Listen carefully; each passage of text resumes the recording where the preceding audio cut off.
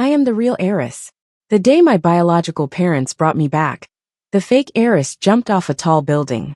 She left a final note. Mom and Dad, if I can't keep being your child, I'd rather die. Mom was so heartbroken she fainted. Dad shouted, our daughter, whom we've raised with so much love for so many years, has been driven to death by you. Are you satisfied now? Looking at the fake heiress and her foster mom, who looked slightly alike, countless memories of being abused flashed before me. Before I could explain, the person I loved pushed me off the building. Before dying, I heard him say, she just wanted a home. You deserve this. When I opened my eyes again, that very same person was leading me to a deserted alley. I smirked. In this life, sending them all to hell isn't too much, right? Lily, I've got something good to show you, Nolan said, holding my hand as he took me into the empty alley. He looked around nervously, afraid of being seen. I knew this alley well, his figure haunting many nightmares from my past life. It was today, right here, that my past life's fate changed forever. In my previous life, he sold me off while I was still in school. I went from being a wealthy heiress to the daughter of a barmaid at the lowest rung, suffering all kinds of humiliation and abuse, always fending off unwanted advances. I slowly said, is the good thing you want to show me a middle-aged woman in a plaid skirt? Nolan turned around in surprise. How do you know? Smiling, I pointed to the woman at the entrance of the alley. Look, there she is waving at us. Nolan turned his head and indeed saw Wendy, gripping my hand tighter, looking at me with a complex expression. Lily, you're strong and brave. Even if you're poor, you'll be fine. But Candy is different. She needs the finest care, otherwise she'll die. In my last life, I didn't understand what he meant. In this life I did. Because he cared about Candy, he was willing to help her mom kidnap me, so she could replace me and enjoy my family's wealth, while I endured suffering for Candy. That's why in my last life, when I was finally found, Candy left a suicide note. She knew if the truth came out, she'd face a horrible death. She ruined my life with her death. And Nolan, feeling sorry for his Candy, decided I should also pay with my life. As for my biological parents, they never bothered to hear a word from me or ask how I fared all those years outside. I couldn't understand why, until I learned it was because Candy had a face strikingly similar to mine. She was my father's illegitimate daughter. And my mom? Because Candy resembled me and could easily please her, she accepted Candy in no time. In this lifetime, sending them all to hell isn't too much, right? Wendy brought me back home. It wasn't even 100 miles, a fancy villa district on one end, and a rundown shack on the other. Wendy seemed pleased that I didn't cause a fuss, and she threatened me while pointing at the grimy storeroom. From now on, you'll live there. If you dare to call the police, I'll kill you. Understand? I nodded obediently. Got it, Auntie. She looked me up and down, snickering. Rich kids sure are brave, staying so calm after being kidnapped. I lowered my head, my long lashes fluttering. I was pretending to be kidnapped on purpose, wasn't I? How else could I justifiably lead her to her death? In my previous life, when she took me home, she chained me up with a heavy iron chain to prevent escape. Any resistance would result in her beating me harshly. Once she was done, she cleansed my wounds with salt water, ensuring I feared even the thought of retaliation. But now, given the chance to do it again, I needed a new strategy, one that allowed me comfort while making her suffer. In my previous life, I lived here for too long, and I knew her quirks by heart. She liked salty soup, liked her dishes cooked with garlic but served without, and insisted on ironing clothes as soon as they dried, shoes facing the cabinet. She often tried looking for a reason to beat me, even grabbed a broom, but could never find a valid reason. Somehow, I understood her better than she knew herself. Auntie, dinner's ready. Your favorite, braised pork with extra sugar. Wash up and eat. The sheets are changed, and I notice the pillow seems low. I've stacked two together for a more comfortable rest. Also, I've polished your shoes. Her shock and acceptance evolved in just 12 days. She thoroughly trusted and embraced me, thinking I was timid, humble, and utterly under her control. She then openly called Candy, checking on her well-being, and how my parents were treating her. As Candy smoothly integrated with my parents, thanks to my lover's help, Wendy's face beamed with joy. Then she resumed her old trade, entertaining clients, planting them throughout the house, and purposely asking me to fetch tissues for them. Wendy wanted me to follow her path, ensuring her precious daughter would remain safe. A month passed, and though I had several chances to escape, I didn't. I was waiting for someone, and finally he showed up, John.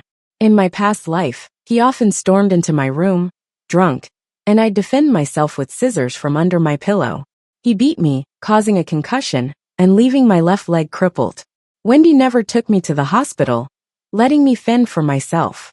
This time, like before, he eyed me eagerly. Wendy, who's this young girl? She looks stunning. Wendy laughed mockingly. She's my cousin from the countryside, staying for a while. He looked at me lecherously. Hey there, sweetie, what's your name? I didn't answer, instead retreating to the storeroom and locking the door. 5 minutes later, Wendy banged on my door. Hey, come out and cook. John's staying for dinner, make extra. He likes spicy. I obediently opened the door and went to cook. John leered at me, and Wendy seemed perfectly fine with it. I quietly switched the cup Wendy handed me. There were 5 dishes and a soup, plus a steaming hot pot of chicken simmering over an alcohol burner. John was thrilled after just a few bites, and went downstairs to grab a case of beer, starting to guzzle it down. Wendy too found the food too spicy. She finished the rice in her bowl, drank 2 glasses, and then passed out on the couch. John, halfway through eating, was just in his underwear staring at me. I put down my bowl, pretending to shiver as I stood up. Uncle, you take your time eating. I'll head back to my room. As expected, John grabbed me. Seeing this, I pretended to be too scared to move, screaming and backing away. Thinking I was terrified, John tried to catch me, but I wriggled free and darted around the living room. I glanced at the unconscious Wendy and intentionally stumbled into the coffee table, knocking everything to the floor. Soon, the smell of burning filled the air, and small flames appeared on the couch. Watching John's greedy face approach, I smirked coldly and pulled out the scissors I had prepared from my pocket. This time, if I don't make a big scene, how will I get home? As expected, a raging fire soon started, quickly attracting the arrival of firefighters and police. Seeing them arrive, I fainted from exhaustion. When I opened my eyes again, I was in the hospital, the smell of disinfectant heavy in the air. The room was filled with people, both familiar and unfamiliar. My mom's eyes were swollen from crying, and my dad's eyes were red. Nolan stood in the corner with Candy, their expressions unclear. The female officer was the first to notice I was awake, exclaiming excitedly, "You're awake." Mom grabbed my hand, her voice trembling. "Lily, my Lily." I was stunned for a moment before tears streamed down my face. "Mom, Dad, you finally found me." I almost died. Really? Who could not be moved by such a scene? I glanced at Candy out of the corner of my eye. She looked terrified, shaking. Nolan stared at me darkly, like a venomous snake. Meeting his gaze, I smirked slightly, but my eyes were icy. Wendy and John were dealt with, now it was their turn. A doctor came over to check on me, shaking his head sadly. Mild concussion, damage to the left eardrum, dislocated right hand. She'll need at least half a month in the hospital. There are also many bruises, suggesting at least a month of abuse. It's horrible treating a young girl like this. Also, she's suffered significant psychological trauma and may be emotionally unstable. Be prepared. Mom's tears fell again, and Dad clenched his jaw, cursing under his breath. Those bastards. I won't let them get away with this. I lowered my eyes, my long lashes hiding the mockery in them. The female officer, seeing I was calm, asked gently, "Lily, the bad guys are caught now. You're safe, so there's no need to be scared. Can you tell me what happened?" I was shaking, but my expression was oddly calm. It was clear my mind had shut down to cope with fear. "Wendy kidnapped me," I said. "She wanted her daughter Candy to take my place and live a better life. She hit me every day. I couldn't escape. There were no windows in the room, and she watched me constantly.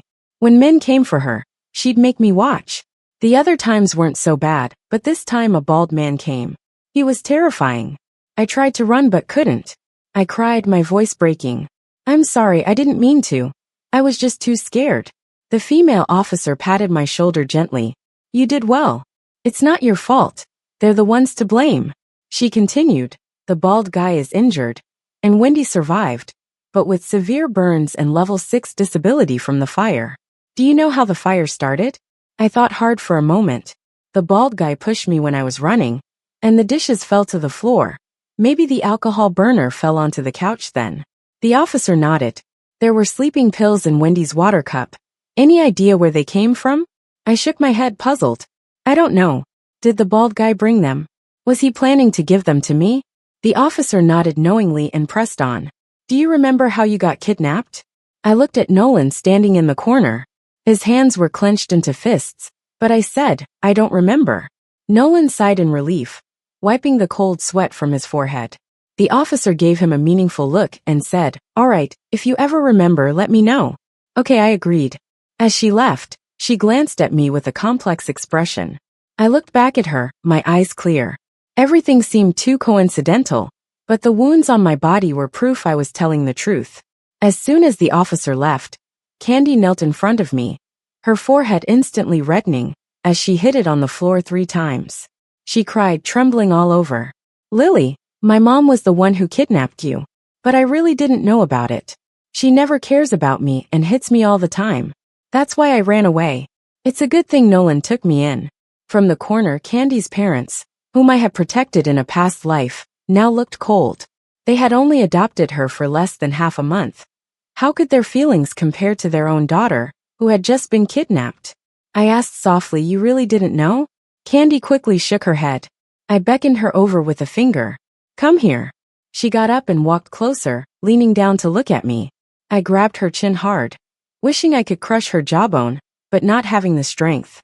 I chuckled quietly, really didn't know? I heard your mom call you many times, asking about my parents' preferences. Wasn't it to help you win them over and replace me completely? Candy's face went pale again. Nolan's mouth twitched, wanting to defend her, but he remained silent under my faint smile. Dad narrowed his eyes thoughtfully. No wonder there were so many things similar to Lily. And she knew our tempers too. Mom showed her disgust openly. Oh, now my dad suddenly knows how to distance himself. Candy's got some real nerve and determination.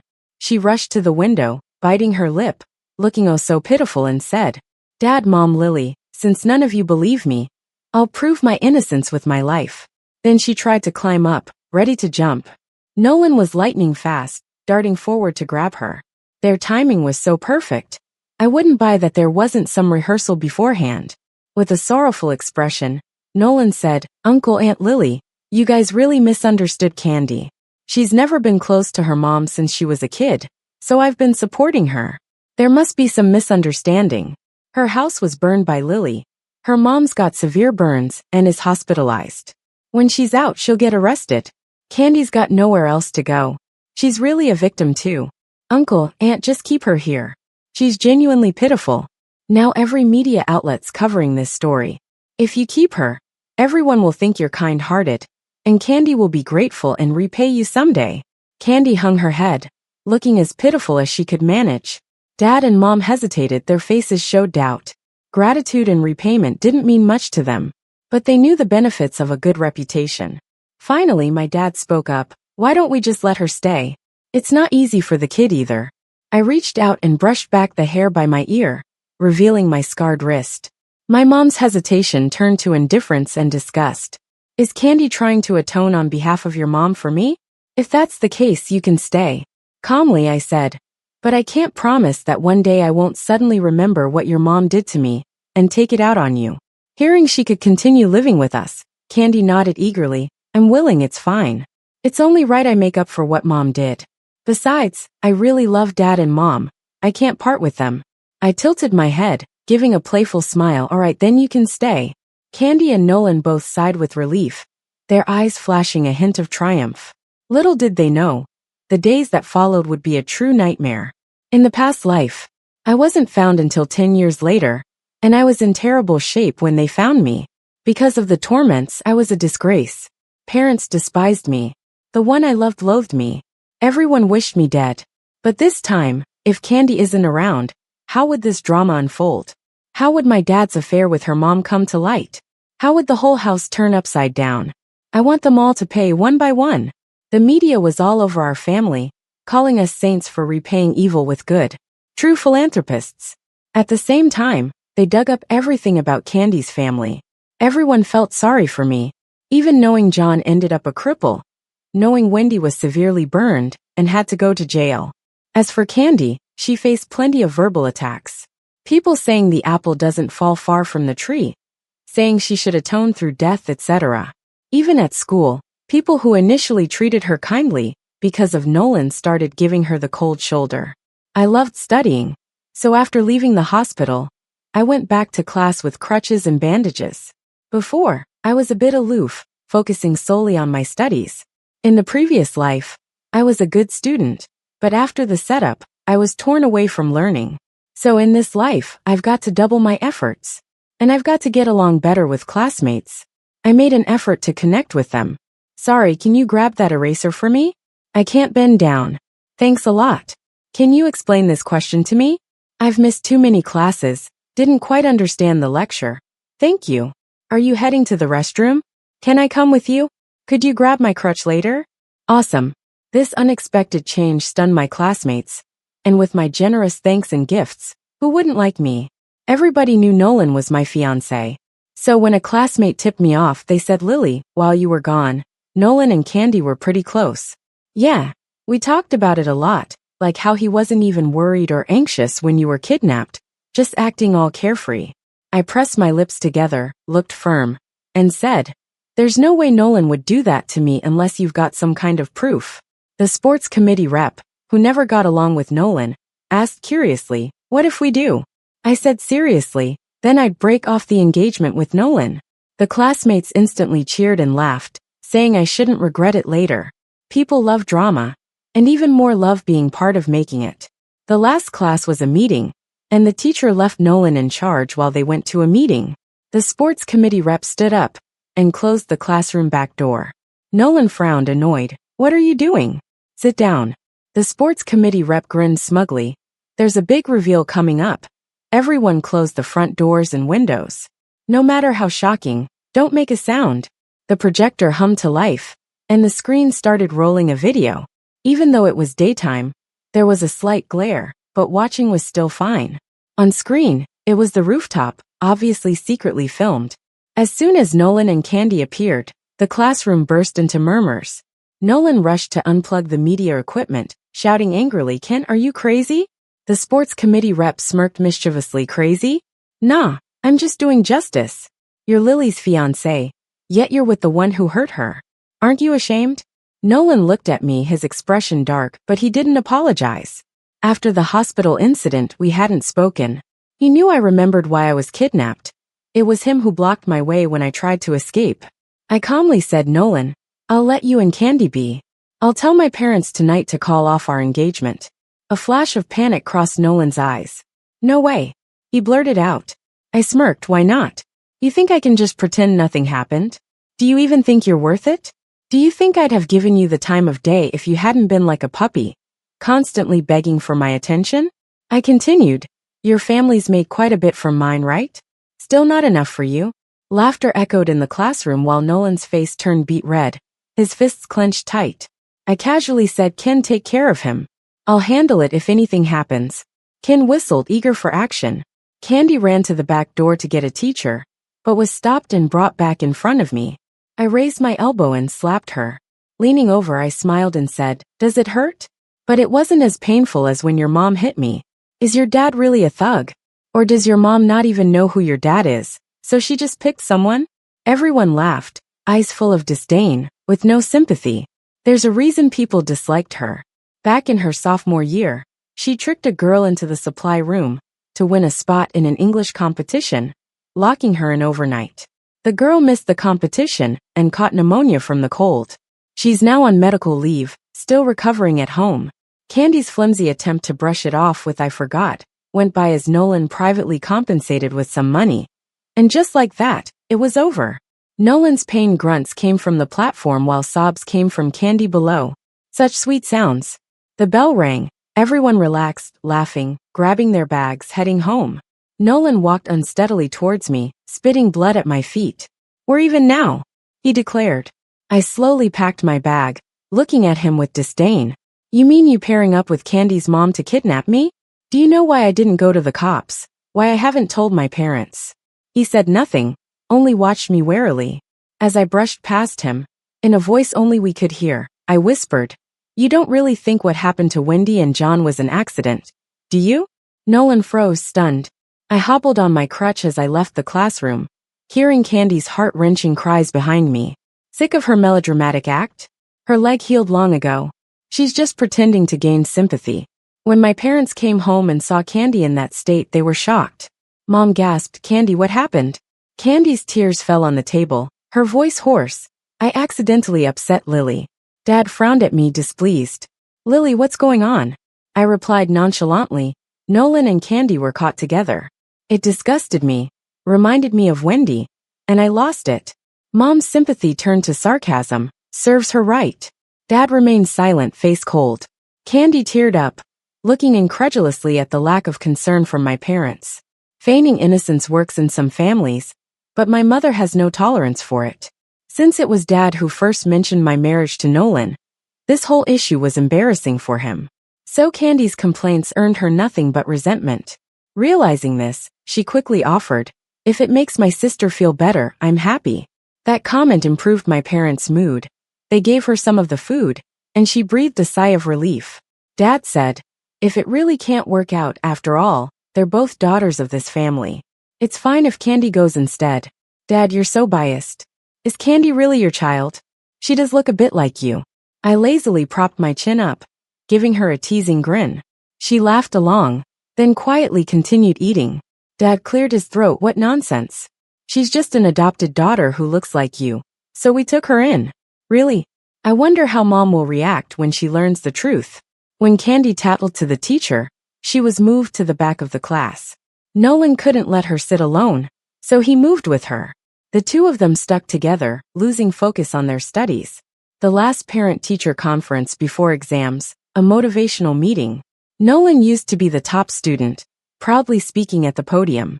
Now it was me, first in class and grade, confident and elegant. Especially impressive since everyone knew I missed 2 months of school, and still managed to leap ahead. Parents clapped wildly below, my mom and dad brimming with pride. Nolan's dad, scowling, slapped him right there. Useless. Nolan's fists clenched, a fierce glare aimed at me. I smirked challengingly. A month before exams, doctors and nurses came for routine checkups. Seniors lined up in the gym, tired of endless papers and practice, happy for a break. Chatter filled the space. Girls worried about their weight, while boys peeked, laughing and joking. Candy stepped on the scale. The electronic voice announced, 163, 119. Her weight was a bit heavy. Girls giggled, so fat. Candy blushed hard, having gained a bit recently. Nolan gently comforted, that's a healthy weight, they're just malnourished. Pouting, she pinched her stomach, sighing, I'll diet after exams. Then she went into the cubicle for a checkup. Half an hour later, Mom rushed over from work and smacked Candy as soon as she saw her crying in the office. I should have never adopted you, she said. You're just like your no-good mom, no self-respect at such a young age. Nolan quickly stepped in front of Candy, feeling guilty.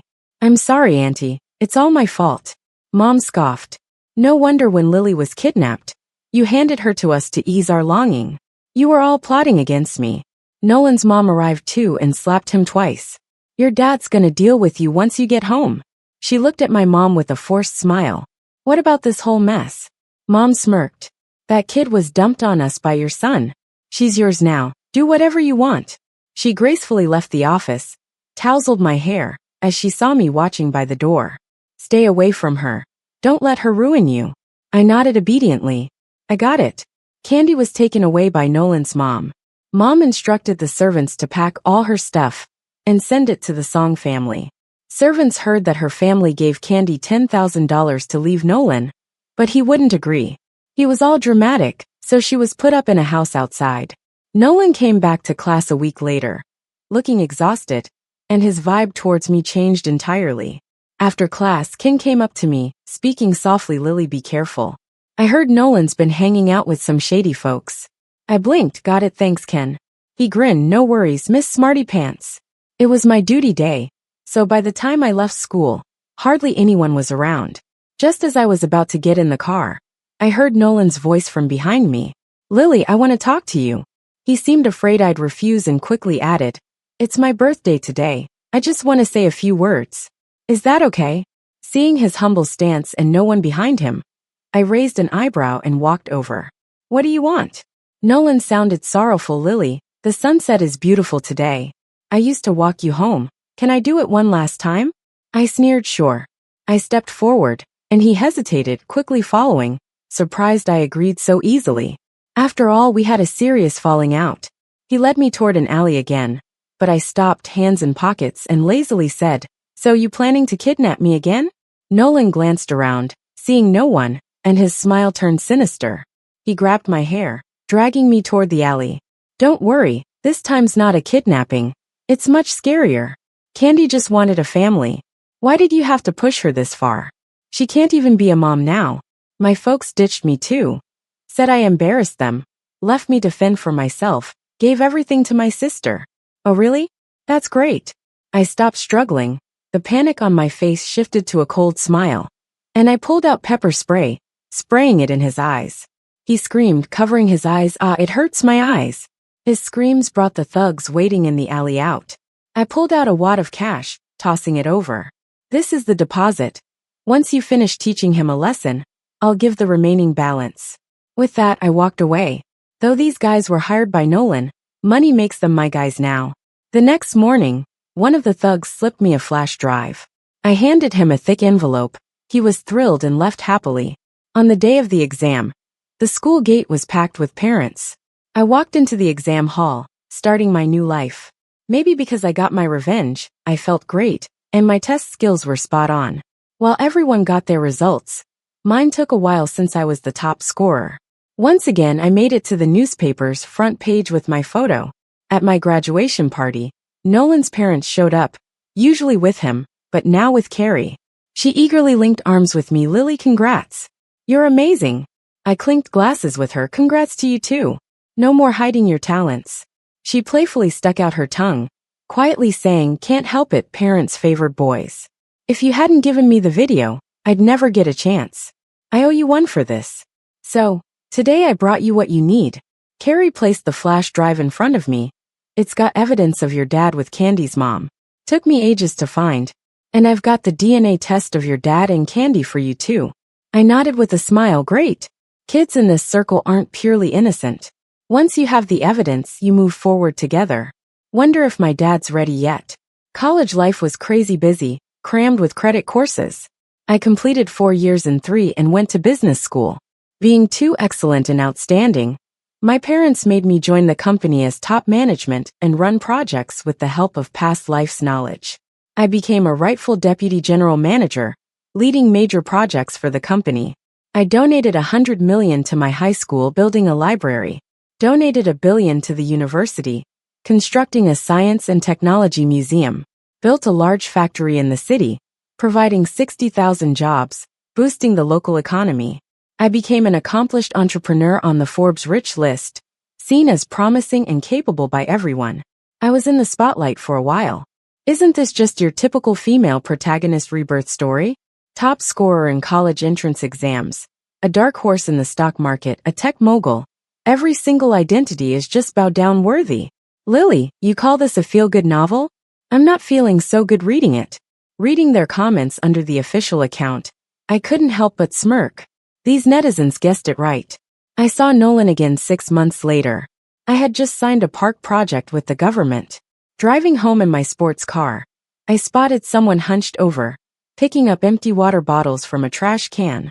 Out of kindness, I walked over with a takeout meal and a bottle of water, planning to drop it and leave. But then he happened to turn his head. Our eyes locked. Nolan. I chuckled, turned around and walked away. He recognized me and immediately knelt in front of the car, knocking his head on the ground. Lily, please save me. I'm sick. I need a kidney transplant. Only $300K. It's probably the price of one of your bags. I got in the car, rested my hand on the window, and lazily said, Where's Candy? Weren't you two true love? Nolan spat angrily on the ground. The unluckiest thing in my life was meeting her. He continued, I broke away from my family, gave up everything, worked 3 jobs to support her, and she betrayed me. I smiled slightly. Nolan, did you forget something? He shut his yammering mouth and asked, flattering, What? I smirked lightly. Did you forget? It was all me who brought you to this. Why would I help you? You know I wish you dead. With that, I hit the gas pedal, letting him eat my dust, watching in the rearview mirror as he raged. Nolan died. He somehow snuck into the parking lot where I lived, trying to scam, or use his life as leverage against me. Ironically, I had been drinking that day. The driver didn't notice him lying on the ground, and ran over him. In that moment, the screams sobered me up. Getting out of the car, I clicked my tongue. It was indeed a double blessing day. The fault was half the property management's and half Nolan's. So I handed Carrie humanitarian compensation money. She simply bought me a bag with it.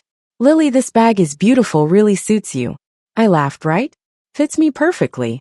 Carrie took Nolan's ashes and dumped them down the drain right in front of me. Even his own sister hated him. He really deserved it. I took the evidence Carrie gave me and anonymously sent it to my mom. My mom flew into a rage when she found out, caused a big scene at home. My dad tried to deny it, but with proof right there, he could only kneel and beg my mom. I messed up. It was just one time. Who knew she could really have my kid? My dad cried for mercy. Now isn't our family doing well together? I added quietly, Dad. But what if I hadn't made it back? Wouldn't you naturally let Mom think Candy was her child? Wouldn't Mom be raising your kid? Only then did my mom realize, got in her car, stomped the gas and shouted, I'm gonna kill Candy. I hurriedly urged my dad, Dad, hurry after her. Don't let Mom do something stupid. My dad rushed out, and I let someone confidentially inform my mom about Candy's location.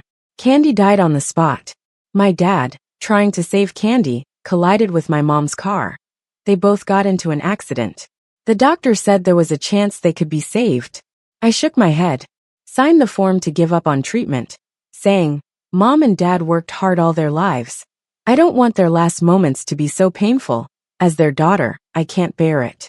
Then I donated $5 million to the hospital. Perfect split, 2.5 for each. They all paid the price. And me. I started living my good life. The end.